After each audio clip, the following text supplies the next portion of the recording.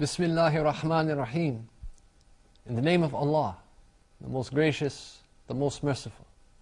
All praise is due to Allah, and may His peace and blessings be upon His last messenger Muhammad, and upon all those who follow the path of righteousness until the last day. We welcome you once again, dear viewers, to another episode on the Hereafter. Another in a series of Islamic programs presented to you by Sharjah Satellite Television from Sharjah in the United Arab Emirates. We've been talking about the situation of the disbelievers on the Day of Judgment. And we talked about some of the disgrace and degradation that they would go through.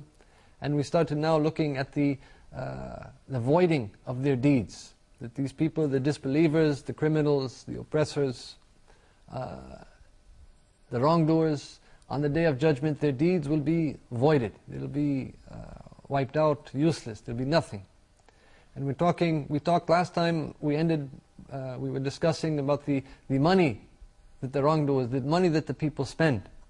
We mentioned the ayat of Quran in which Allah says, what they spend in the life of this world is like that of a wind containing frost, which strikes the harvest of a people who have wronged themselves and destroys it. And Allah has not wronged them, but they wrong themselves. This is from chapter 3, verse 117 of Quran. So these people, the wrongdoers, they're spending money, but spending it in a wrong way. Spending it to do evil, spending it to commit sin, spending it for the wrong reasons, for the wrong outcomes or what have you. And so Allah is giving this analogy, that the money they spend, it is like a frost. The likeness of what they spend, it's like a very cold wind, which blows over the harvest so that they lose all of their harvest. It would destroy it. In other words, a frostbite. A very cold wind that destroys the plants. They plowed the earth. These people, they plowed the earth, they planted the seeds, they took care of it, and they nourished it until the plants grew up. And then it's time to take the fruits, it's time to harvest, and then this wind is sent, and these plants on this harvest, the wind is sent on it, this cold wind, and it destroys everything. And so the next day they go to it, they go to their crops, what have you, and they want to go and harvest their fruits. And when they are in great need, now they're in need of their fruits, they need it, they need this harvest. At a time when they're in need, they go to get it, and they find nothing. It's all been destroyed. So this money that these people, that they spend now for the sake of achieving objectives, but on the Day of Judgment, it will be wasted, and they will not find anything. When they need something, when they need these deeds, at the time of harvesting now, when the person will need their deeds, he's going to his harvest to collect this money that they spend, it's like a cold frost, and it will destroy everything. So they have nothing. On the day they need it most, they will go to collect their deeds, and there's nothing there. It's been destroyed. And Allah says that it is not Allah who has wronged them. Allah did not wrong them, but they wronged themselves. When we talk about these ayah that say that their deeds are useless, a person, they might wonder, isn't Allah just? Isn't Allah going to reward these people according to their deeds? Isn't Allah just? He's adl, He's just. Allah, in order to clarify in our minds, in order to clarify this, Allah is saying that Allah did not wrong them. Yes, Allah is just. Allah did not wrong them. But they wronged themselves. Their deeds have been voided. And it wasn't Allah who wronged them. Allah is not being unjust by voiding these deeds. But they wronged themselves. People have wronged themselves. It is not Allah. Allah will hold us accountable for our deeds. And anything that we suffer because of our deeds, it is not Allah who is wronging us, it is us who have wronged ourselves. Allah is just. There is no changing that. Allah is not going to unjustly void somebody's deeds. Allah is not wronging us, but it is ourselves, we are wronging ourselves if we suffer from this. It is not Allah. A third analogy that is given to the deeds of the disbelievers, Allah says, the example of those who disbelieve in their Lord is that their deeds are like ashes which the wind blows forcefully on a stormy day. They are unable to keep from what they earned a single thing. And that is extreme error. This is from chapter 14, verse 18. So Allah is giving us another analogy of the deeds of the disbelievers, that it is ashes. These deeds of the disbelievers, they're like ashes. So you can imagine, you have a mountain of ashes, a huge amount of ashes, and that's your deeds. The deeds that you've done in this life, imagine them as if they're a huge mountain of ashes. And it appears to be huge. It is a big mountain, a huge mountain of ashes. You've done a lot of acts, a lot of deeds. And now these deeds are appearing in front of you as ashes. And you have this huge mountain, and so you go there to collect your reward for these deeds. And a very violent, very strong wind comes and blows away all of those ashes right in front of your eyes. You've done all of these deeds. Imagine these deeds that you've done throughout your life are ashes, and you have a huge mountain of deeds and a huge mountain of ashes. You go to collect your reward for these deeds, and a strong and violent wind comes along and blows away all of these ashes right in front of your eyes. So imagine you're trying to hold on to ashes. And what can you hold? The wind now is blowing these ashes around. You're trying to hold on to ashes. You're trying to hold on to your deeds. But they're like ashes. What can you hold on to? You can hold on nothing. It's nothing. It will be nothing, and there is no substance to any deeds that are done not for the sake of Allah. Anything that is not done for the sake of Allah, any deed that is not done for the sake of Allah, there is no substance to those deeds. Even if a person has a huge mountain of deeds. A good deed, they can be good deeds. They're not necessarily bad deeds or evil deeds. But those deeds were not done for the sake of Allah. They were done for worldly gain, they were done for show, they were done for popularity, they were done to acquire this, to do this, to get that, to satisfy this person or what have you. They were done for every reason you can imagine except for the sake of Allah. So no matter how many deeds, how good the deeds, if they're not done for the sake of Allah, they have no substance, they are not accepted. That is why, and we look at the wonderful and the eloquent and the illustrations of Qur'an. Ashes are a lot. The person has a huge mountain of it, but it is nothing. It is worthless. Why? Because of one of two reasons. One, these deeds are missing the requirement of ikhlas, the requirement of sincerity. Or two, they are missing the requirement of following the Prophet, may God's peace and blessings be upon him. For any deed to be acceptable, any deed that we are performing, and this is a very important point, for any deed to be accepted, it has to fulfill two requirements. First, it has to be done with ikhlas. It has to fulfill these both requirements, otherwise it is not acceptable. And so firstly, the deed has to be done with ikhlas. It has to be done with sincerity. You do it sincerely for the sake of Allah alone. The deed you're performing, the deeds that you're doing it for the sake of Allah alone, not for anyone else. If you do a good thing, if you do a good deed, but you're doing it for someone or for something other than Allah, then justice says that you shouldn't expect Allah to reward you for it. This is, if you work for somebody, if you're hired by one person to do something, and you're doing this work, but you're doing the work now for somebody else. If you're working for company A, you don't go to company B to be paid. You have to do your work for company A. If you do it for A, then that company will pay you. But if you go to another company expecting your reward for doing the work for a different company, they're not going to pay you. This is justice. Justice tells you that if you're doing it for something other than Allah, that you shouldn't expect Allah to reward you for it. If we're doing our deeds, performing our deeds for anything, anybody or anything other than Allah, we shouldn't expect Allah to reward us for those deeds. If you didn't do it for Allah to start with, then how can you expect or how can you want Allah to reward you for it. And so that is exactly what will happen on the Day of Judgment. Allah will tell the people, on the Day of Judgment, Allah will tell the people that whoever used to worship the idols, go to the idols and let them reward you. And whoever used to worship human beings, go to the human beings and let them reward you. And whoever used to worship angels, go to the angels and let them reward you.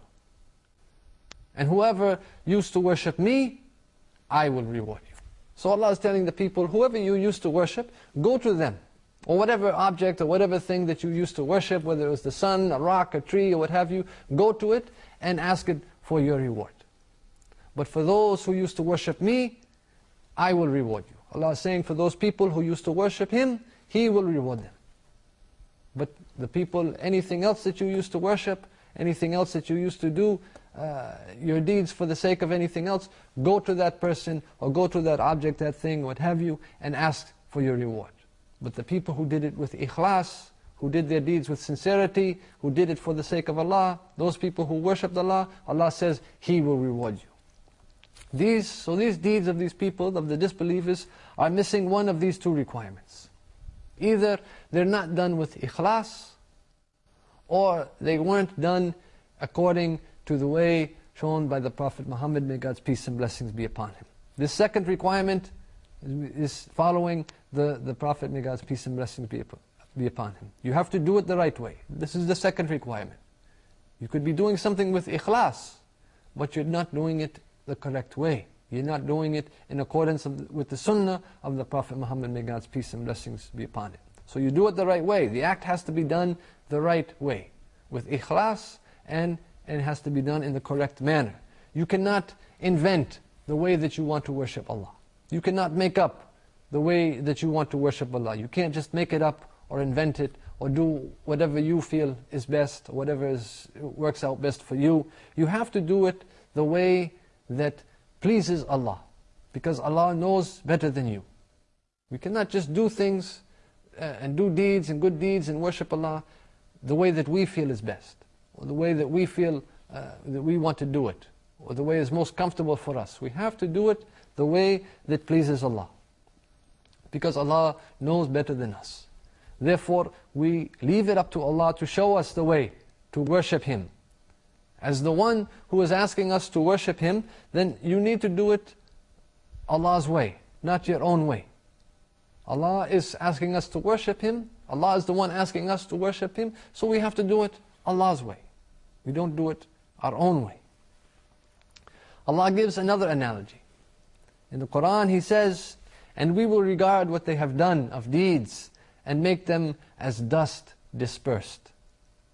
Allah is saying that we will regard, that Allah will regard what the people, what the disbelievers, what they have done of deeds, and make them as dust dispersed. This is from chapter 25, verse 23. So Allah's, the Arabic word is haba. Allah is saying we made it haba.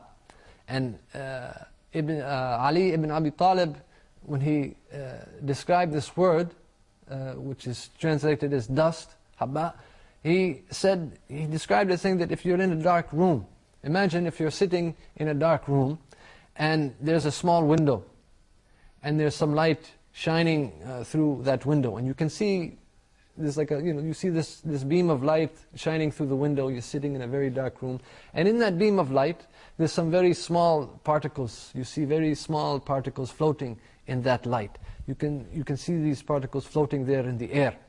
Those small particles that are floating in the air that you see in this beam of light, this is what is called haba.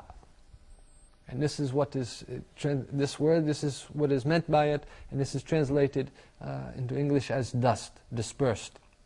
You can see it, especially if you're in a dark room.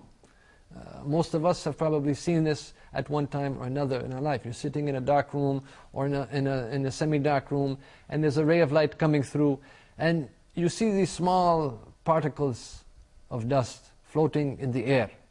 That is haba. So all of these deeds that these people were doing, all of these deeds that the disbelievers, that the wrongdoers that they were doing, are going to be like this dust, these fine particles floating that we see in the ray of light. They will be scattered. Manthura. In the Arabic it's saying manthura. This is dust dispersed or scattered. So, like you see these small particles floating and it's scattered. It's all over the place. This is their deeds on the Day of Judgment. So you try to collect your deeds. You will try to go and collect your deeds, and they're scattering in the air. First of all, they're these small, fine particles floating in the air all over, and they're scattering in the air. What will you be able to collect from it? So it's all gone. There's nothing that you will get, that the people will get from their deeds. Allah says, say, shall we inform you of the greatest losers as to their deeds? Those whose effort is lost in worldly life, while they think that they are doing well in work. Those are the ones who disbelieve in the verses of their Lord and in their meeting Him. So their deeds have become worthless, and we will not assign to them on the day of resurrection any weight. This is from chapter 18, verses 103 to 105. So Allah is telling us about the greatest losers. Those people who, they think they're doing good. In this worldly life, they think that they're doing good. They think that their deeds are good. But on the Day of Judgment, these deeds have become worthless.